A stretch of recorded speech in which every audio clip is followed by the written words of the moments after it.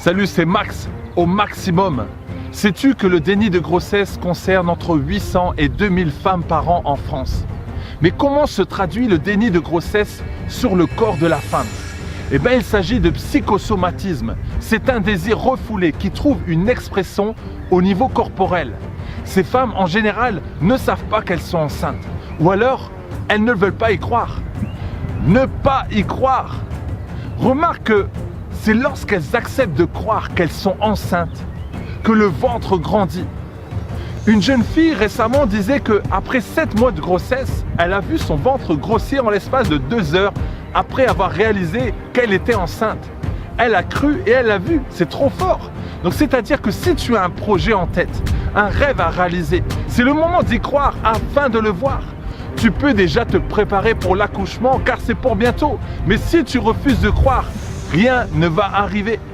Oui, tu auras des douleurs. Oui, ce sera long. Oui, tu vas avoir de la fatigue. Mais sache que c'est pour un temps. Alors accroche-toi. Garde la foi. Tu dois être capable de voir ton projet et d'y croire. Même si logiquement rien ne se passe. Même si c'est la réalité. Car la réalité n'est pas toujours la vérité. Un jour, ce sera ton jour. Les médecins avaient dit à ma femme qu'elle était stérile. On a voulu quand même croire que c'était possible d'avoir un enfant. Et un jour, c'était notre jour, le jour de la naissance de notre premier fils, Isaac. Alors il te faudra 3 choses. Écoute bien. Premièrement, un but précis et le désir ardent de le réaliser. Tu dois savoir ce que tu veux exactement. Le feu ne doit pas s'éteindre. Deuxièmement, un plan précis qui s'exprime par des actions soutenues. Un plan d'action que tu vas devoir respecter. Des actions qui vont devenir des habitudes. Alors reste discipliné. Troisièmement, un esprit absolument étanche aux influences de tes proches.